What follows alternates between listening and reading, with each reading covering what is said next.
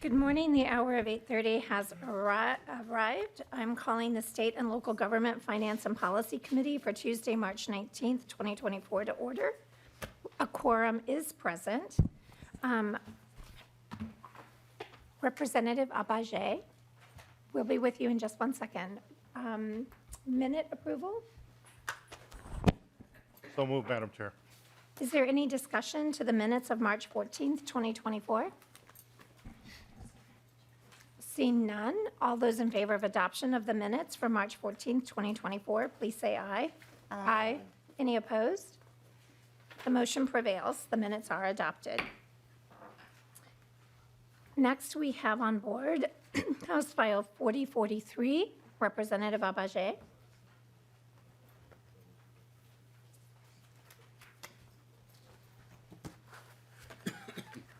Good morning and welcome to the committee.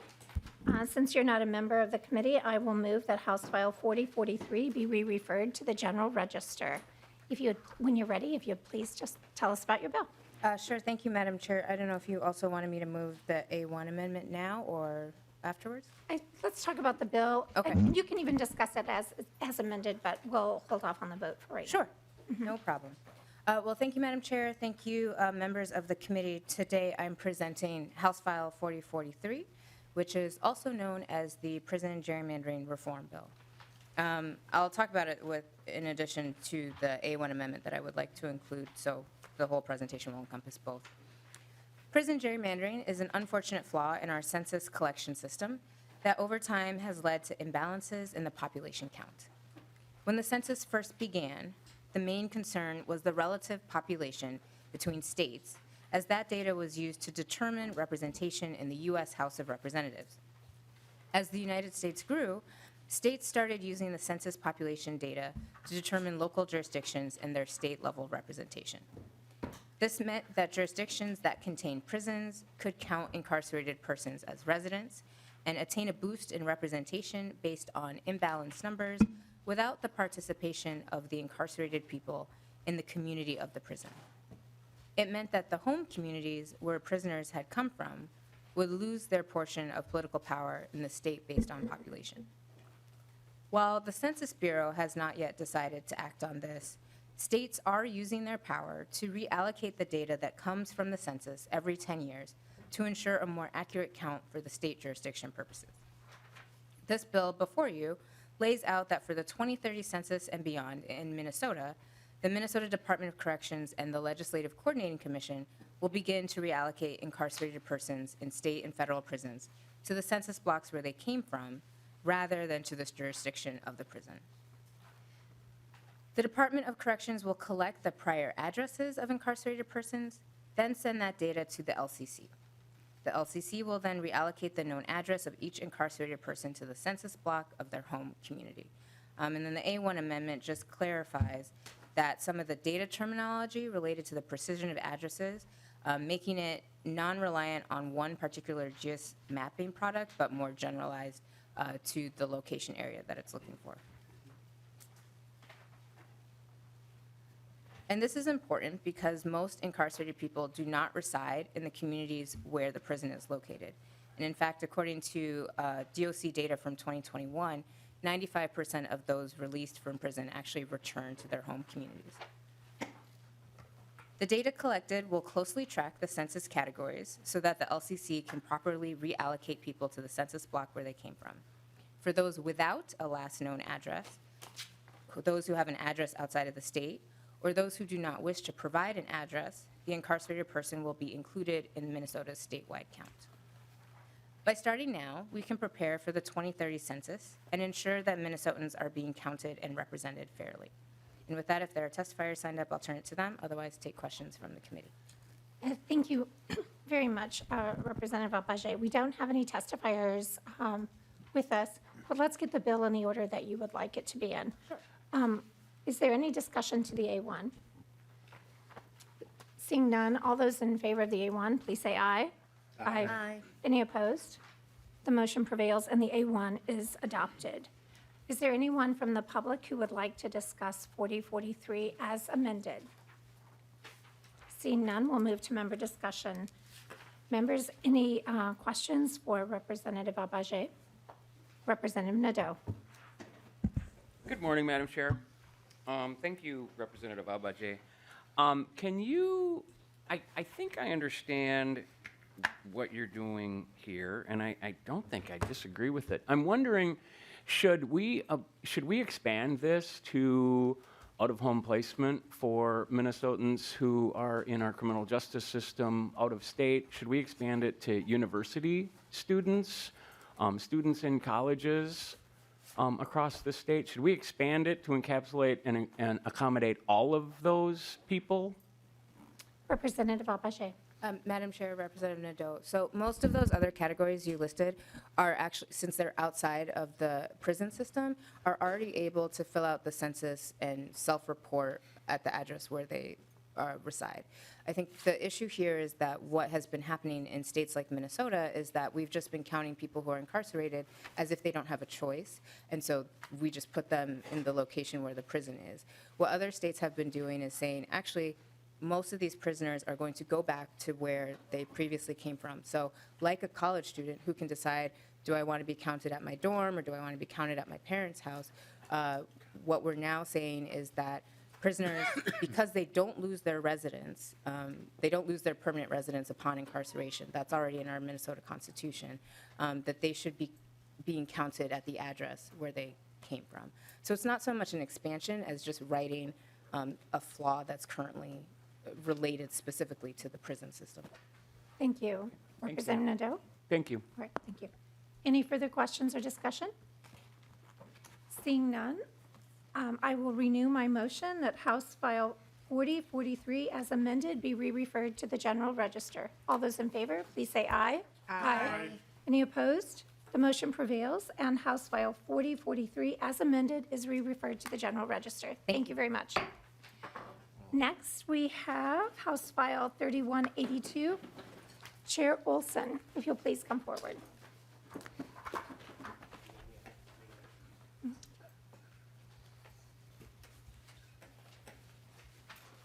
Good morning, Chair Olson. I will remove House File 3182 to be re-referred to the General Register.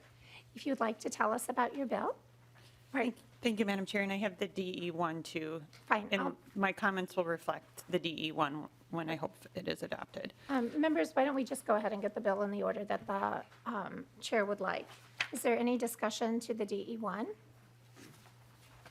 Seeing none, I will move adoption of the DE1 to House File 3182. All those in favor, please say aye. Aye. Any opposed? The motion prevails and the DE1 is adopted. To your bill as amended. Thank you, Madam Chair. House File 3182 updates the section of statute that governs the Public Employee Insurance Program, also known as PEEP. This is a voluntary health insurance pool school districts, city, and county employees can opt to join and has been in existence since 1989. This pool currently contains 289 groups within it, which equates to coverage for 17,000 employees and 35,000 total lives. 20,000 of those insured lives are through school district employees who have opted to be in PEEP. In January of this year, MMB, the agency that administers this program, conducted an analysis of the pool structure compared to other states with similar insurance pools for public employees. The changes the DE aims to make, increasing the number of years the groups are required to participate in the pool, is one of the recommendations from this report.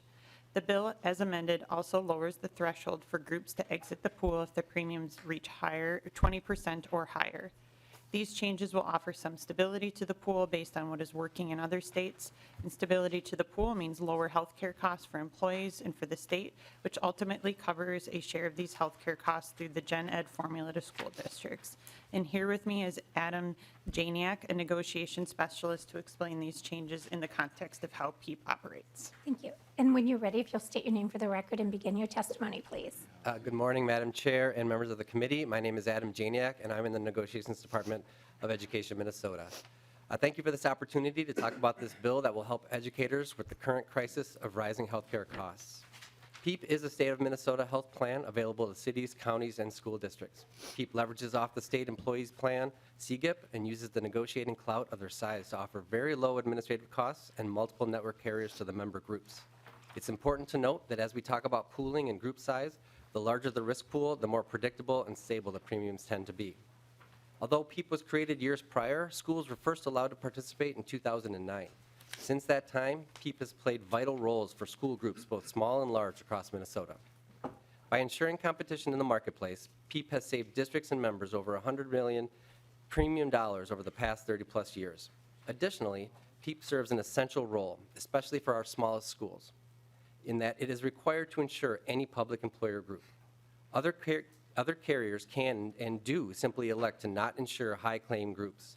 Last year's example is Greenbush Middle River. They had no bids returned from their RFPs except for PEEP. And PEEP was able to provide them a 6% renewal, which is significantly lower than many groups are seeing these days. The past few years have been some of the most difficult in all areas for our educator workforce, and accessing affordable, high-quality healthcare was no exception.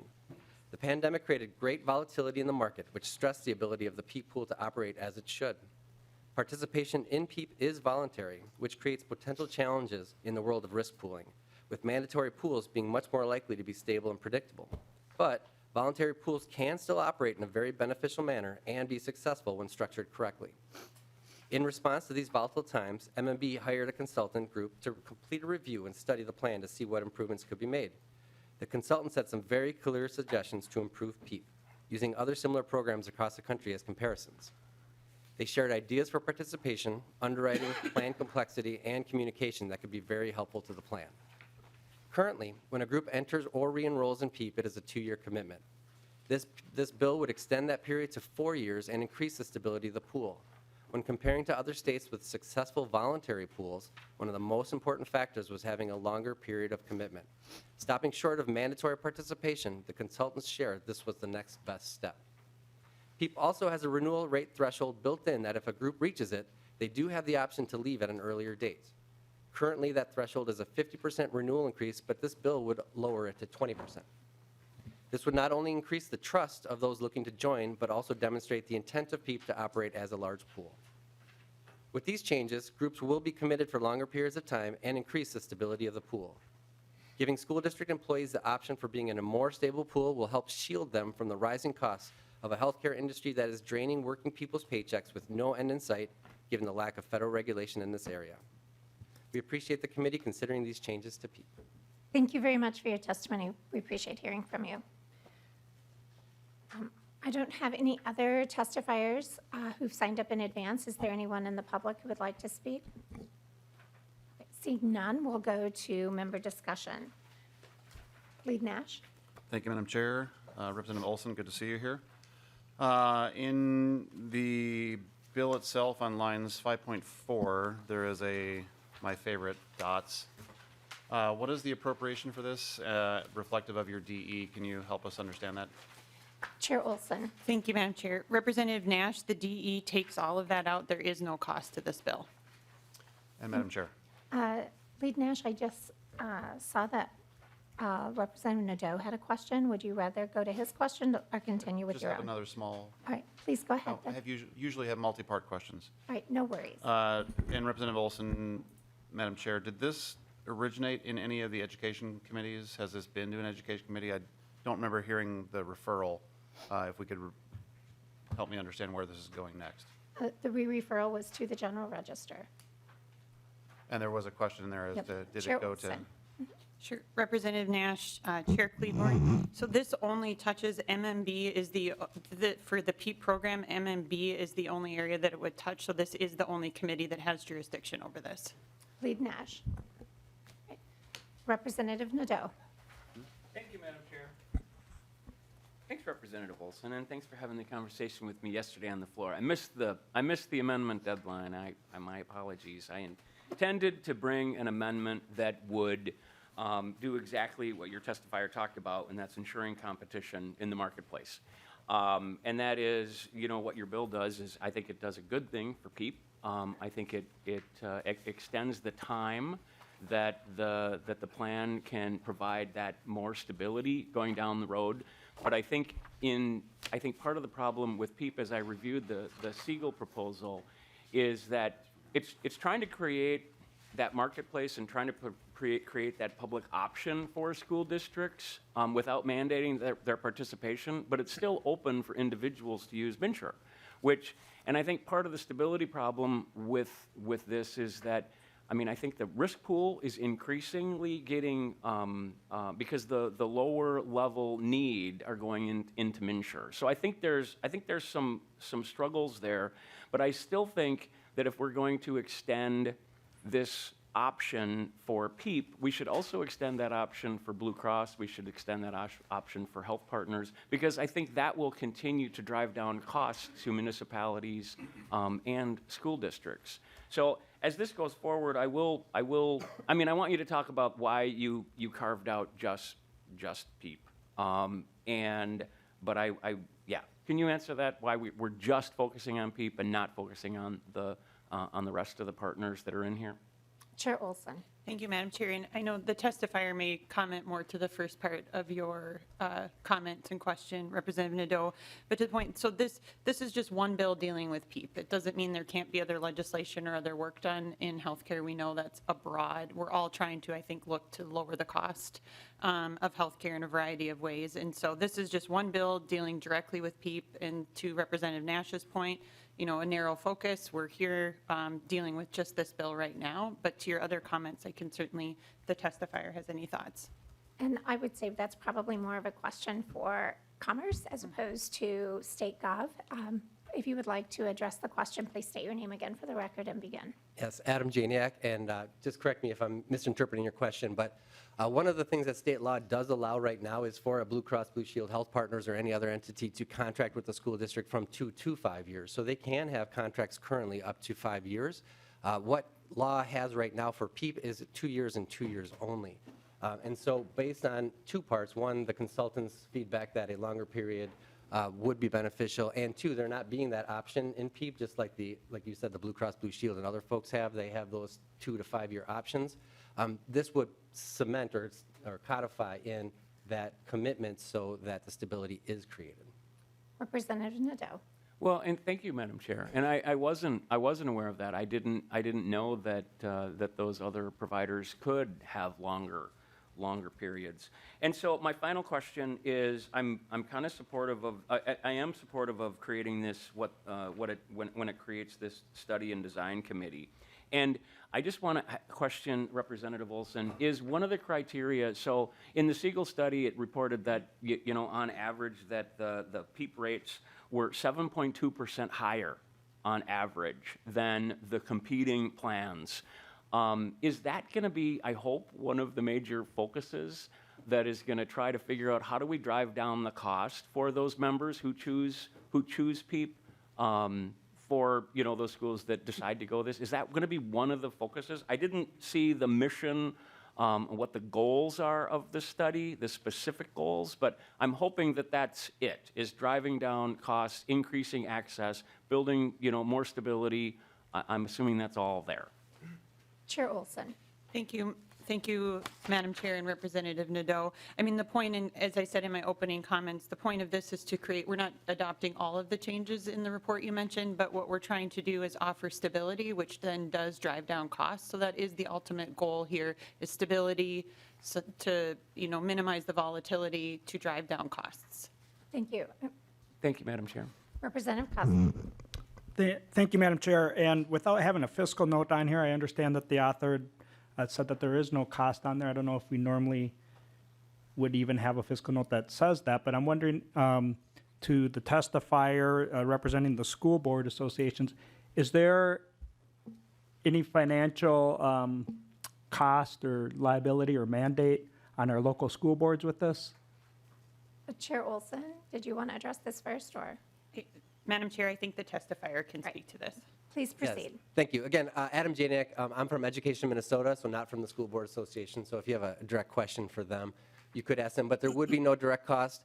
Actually, if we look at how districts go out to bid, Talking about a state fiscal note, there shouldn't be any cost whatsoever, right? Like that we've cleared that up. But there actually should be a savings for districts as you go forward. Right now, across the state, you have RFP processes that districts allocate resources for every 2 or possibly 3, 4, 5 years, depending on the length of their contract. And they also, many of them hire brokers and others that help them through the process, but are paid commissions and fees to do that. This would, if they were committed for 4 years instead of 2, essentially cut that in half as far as the RFP process, and possibly, which if you're a participant in PEEP, you don't need to hire a broker, release them from needing that at all. Representative Kosnick, follow-up? Yeah, if I could get clarification, I appreciate your comments.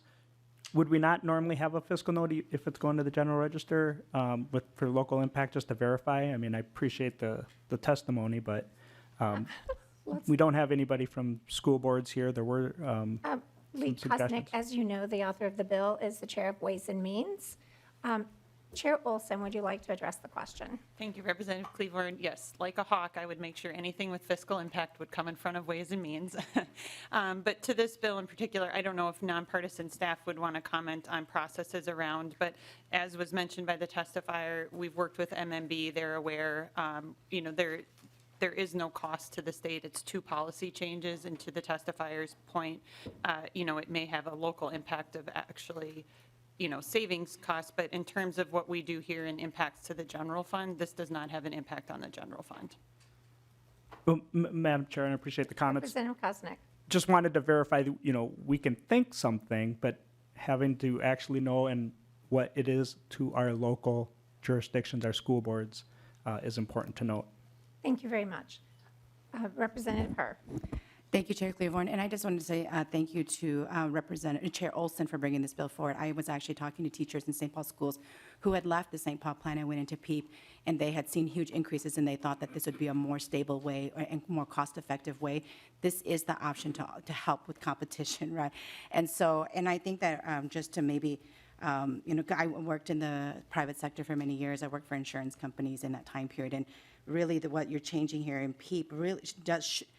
We don't have a fiscal note, not because we're waiting for one, it's because there isn't a fiscal impact.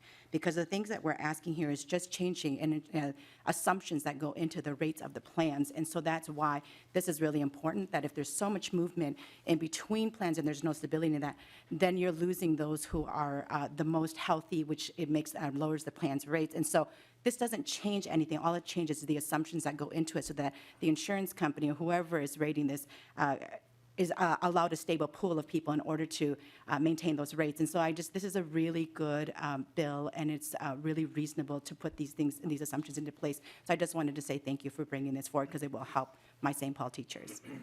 Thank you very much. Any closing comments? Oh, Representative Nadeau, did not see that you had another question. Please proceed. I'm sorry. And I just wanted to clarify once and yet again, I checked, and my understanding is the Health Insurance Transparency Act requires school districts to go out for bid for their health insurance every 2 years. Do I have that wrong? So you said that competing providers can offer 2 to 5 year plans. And if the schools are required to go out every 2 years, am I missing something? Chair Olson. Thank you, Representative. I will turn that over to my testifier. All right, when you're ready, please proceed. Yes. So you're referring to HITA, the Health Insurance Transparency Act, which is a collection of laws that do just that. They create transparency around the healthcare process, especially around RFPs. And yes, if it is a 2-year contract, that is the minimum that they have to do that. But if there is an agreement made so that there is a 3-year contract, let's say, then you wouldn't have to go through that HITA process until that 3rd year. Thank you very much. Thank you. Okay. Madam Chair, Chair, under the Lead Kosnick, please go. Thank you. Under this chapter of 43A.316, I wonder if staff could help me understand what the subdivision 11 refers to, a proposal from school district response. Is that pertinent to this at all? And my thought is, this does impact school districts. We have a letter from the Minnesota School Boards Associations with voicing some concerns, and I think the referral, I'm curious. Lead That the- Kosnick, you're referring to this letter, is that correct, that we have in our packet? Yes. And you're asking nonpartisan for some clarification about the statute, is that correct? Well, within that chapter of law, subdivision 11, proposals from school districts, responses required. How does that play into this? And I'm wondering why this bill isn't being heard or at least having discussion in the education department. Okay, you're or referencing Education subdivision, committee. you're 11. referencing subdivision 11, and the letter references subdivision 5. No, I'm looking in chapter law. Okay, I'm just trying to figure out what you're referencing. Chapter 43A, within that, there is I just asking for clarification from nonpartisan staff of No, I how appreciate that. appreciate- You were referencing the letter references 5. But Understood. you were referencing 11, is that correct? Yes, ma'am. All right, thank you. Nonpartisan, I'm not sure who would want to address this. Madam Chair and Representative Kosnick, Ms. Griffin, if you'd please proceed. I'm actually not familiar with this provision, this particular chapter of the statutes. 43A isn't one that I spend a lot of time in, but I'd be happy to look into this further after committee. Thank you very much. Is there a further follow-up? Well, Madam Chair, I would move that this bill be referred to the Education Committee that deals with this more properly, especially within that chapter of law this deals with. It specifically talks about school districts, and I think that committee would be just to make sure about the local impact on our school districts, especially in reference to the letter in the packet from the School Board Association. So if it's appropriate, I would request to refer it to the Education Committee and would like a roll call vote. There has been, that's an official motion? Yes, ma'am. All right, there is a motion that this bill be re-referred to education as opposed to the general register. A roll call vote has been requested. Please call the roll.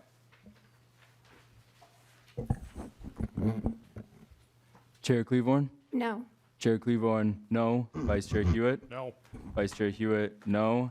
Lead Nash excused. Representative Bonner? No. Representative Bonner, no. Representative Berg? No. Representative Berg, no. Representative Freiberg excused. Representative Hansen? No. Representative Hansen, no. Representative Harder? Aye.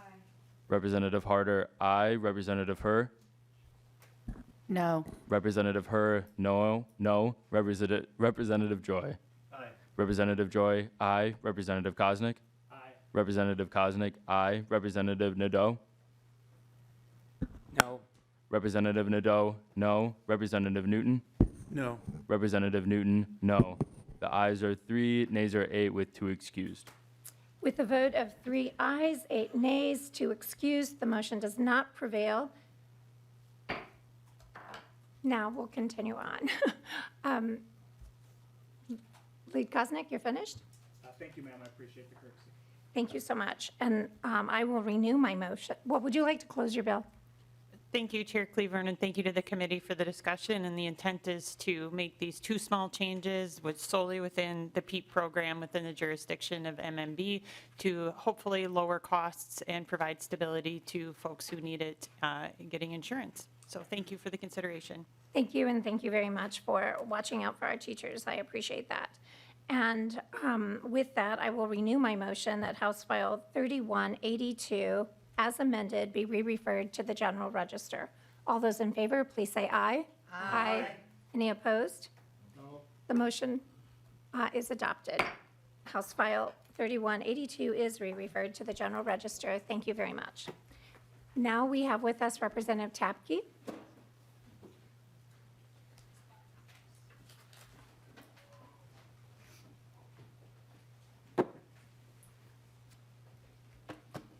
Welcome to the committee, Representative Tabke. I will move that House File 4553 be re-referred to Ways and Means. Would you like to describe your bill, please? Thank you very much, Chair Cleavorn and members. So House File 4553 is a bill that we are working on with state troopers, and we are working on a way. There is a significant gap right now in the number of state troopers that we have funded and the number of state troopers we have actually working. So there are a lot of open spots right now that we want to make sure stay filled to make sure that we're protecting all of the state of Minnesota. And so what this bill will do is to help is a stopgap type measure to help keep troopers in the job as long as they would like to be in the job and as long as they are welcomed back. And so with that, we have been to pensions and we're laid over in pensions, and we're working on getting this bill to the floor because what we want to do is make sure that we are getting as much information out to troopers as possible to let them know that this is a way where they can stay in the job if they would like to. So the way the bill works is that troopers can retire at the mandatory age or whenever they work between 55 and 60, and then they can come back onto the job and keep their pensions working and keep moving forward. And so that this is already work that is being done within the rules, but we're going to put this from rules into statute to make sure that everyone is able to use it well. And we have Mike Ledoux here from the State Troopers Association, Madam Chair. Okay, and I see that there's a 1A, is that yours? Oh, yes, the 1A is mine, yes. Okay, would you like to speak to the amendment? The 1A gets the bill in the order that we'd like it to be in. Thank you. All those in favor of, is there any discussion to the 1A? Seeing none, all those in favor of adoption of the 1A, please say aye. Aye. Aye. Any opposed? The motion prevails and the A1 is adopted. So members, we have two people from the public who wish to testify on this bill. Are you ready to move to testimony? Okay. I would like to call up Mike Ledoux. And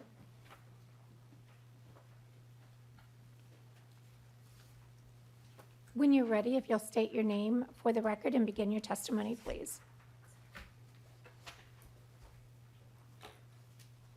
Madam Chair, committee members, my name is Mike Ledoux.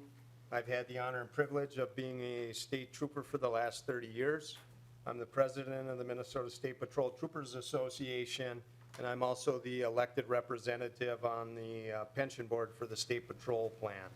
I come before you today in full support of HF 4553, and I extend gratitude to Representative Tabke for bringing this legislation forward. This bill enables state law enforcement officers to continue their service without facing financial penalties when they reach retirement age. Currently, we have a significant number of active employees that will be reaching full retirement age, 205 members. Additionally, 2,264 members of the para police and fire plan will reach full retirement age within the next 5 years as well, for a total of 2,469 individuals. Recruitment challenges are prevalent with a noticeable decline in applicants locally and nationally. For example, our traditional academy only received 77 applicants, which is a sharp contrast to the over 1,200 applicants received during my hiring process. The post board currently has 27 pages of job announcements, with only 586 individuals passing the post-licensing exam in 2023. The scarcity of law enforcement students in the college to career pipeline highlights the urgent need for recruitment and retention strategies targeting experienced state law enforcement officers. This bill directly addresses the pressing need by incentivizing retired State Patrol Plan members to rejoin service without impacting their retirement annuity. This initiative not only encourages seasoned professionals to stay engaged, but it also enriches the skill and knowledge pool within the agency served by the State Patrol Retirement Plan, leading to improved law enforcement outcomes for our communities. The financial stability of the State Patrol Retirement Plan is boosted by the continued contributions of reemployed members, along with the essential employer and supplemental contributions. This dual approach ensures stability and security for retired officers while maintaining the fiscal integrity of the plan. Your support of HF 4553 would significantly contribute to enhancing public safety. We must remain focused on recruiting, retaining, and respecting these dedicated public safety professionals. Madam Chair, I'd be happy to answer any follow-up questions. Thank you very much. We have one more member of the public to testify, Patrick Miles, if you would like to come forward.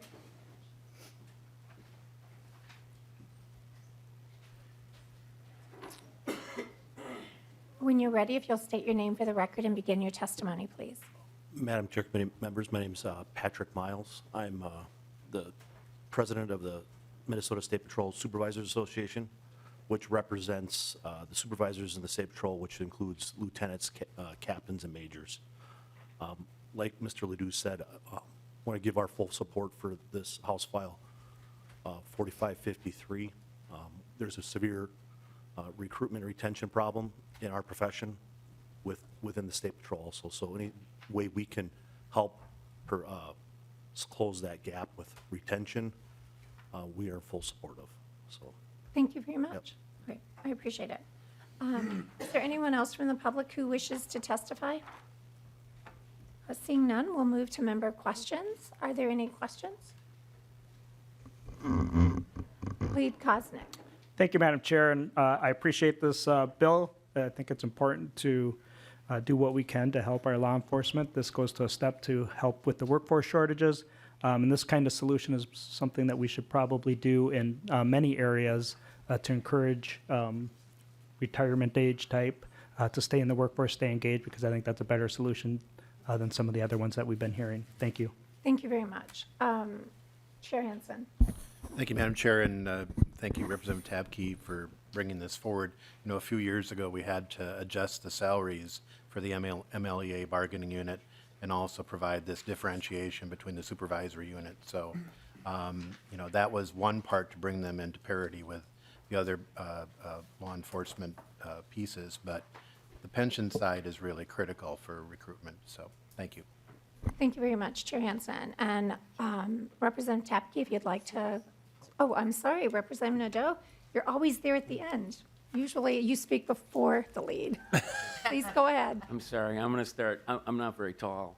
Can you remind me where this is being referred to? This is being referred to Ways and Means. Okay.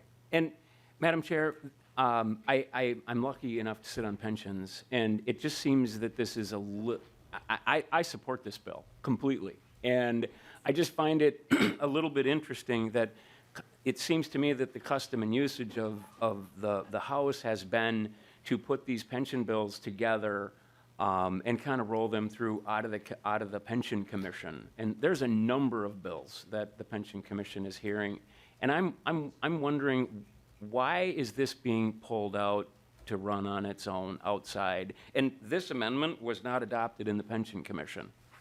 And I'm just curious as to how, and maybe this is a question for the author. I'm just wondering why we're pulling this out of the way that we normally make modifications to our pensions.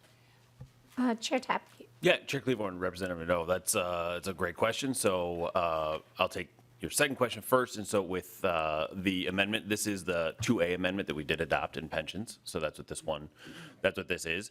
And so that was heard in pensions, and we laid it over in pensions because we needed to do some more work on deciding what the exact fiscal impact that the 2A amendment would have, and it turned out that the 2A amendment would have a net positive impact on the pensions for within the pensions world, and so that was good there. And so it's living both in the pensions omnibus and moving forward as a standalone. So it's living in both places, as I am wont to do with bills as they go forward, to make sure we get them done. And this one it's really important that we make sure that people know that this is out there, because it is, in my opinion, having it live within the rules world right now, it is not getting as much use as it can and should, and so we want to make sure that it gets as much impact to help our troopers out as much as possible.